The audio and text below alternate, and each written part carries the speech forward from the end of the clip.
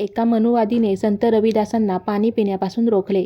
एका वेळची गोष्ट आहे. संत रविदासजी वाराणसीच्या गल्लीबोळातून आपल्या गावाकडे परतत होते.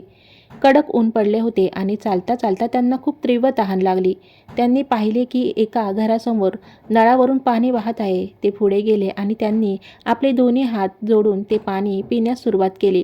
एवढ्यात त्या घरामधून एक व्यक्ती बाहेर आला.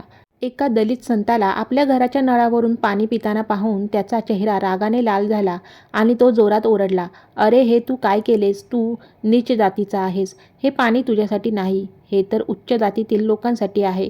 तू या नळाला अपवित्र केलेस." संत रविदासजी अगदी शांतपणे त्याच्याकडे पाहून हसले आणि अत्यंत शांत स्वरात म्हणाले, "भावा, पाणी तर जमिनीतून निघते आणि जमीन तर सर्वांचीच आहे.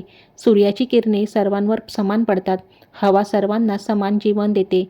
मग हे पाणी फक्त उच्च जातीचे कसे असू शकते? तुला जेव्हा तहान लागते तेव्हा तुझी तहान काय मोठी असते आणि माझी तहान काय लहान?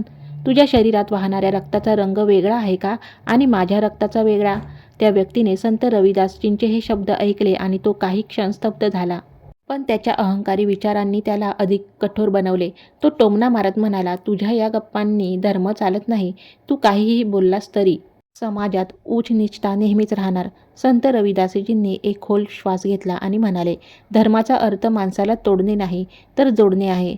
जर धर्म माणसाला माणसापासून वेगळे करत असेल, तर तो धर्म नसून अधर्म आहे. खरा धर्म तर तोच आहे, जो प्रत्येक तहानलेल्याला पाणी देतो, प्रत्येक भुकेल्याला अन्न देतो आणि प्रत्येक पीडिताला प्रेमाने जवळ करतो."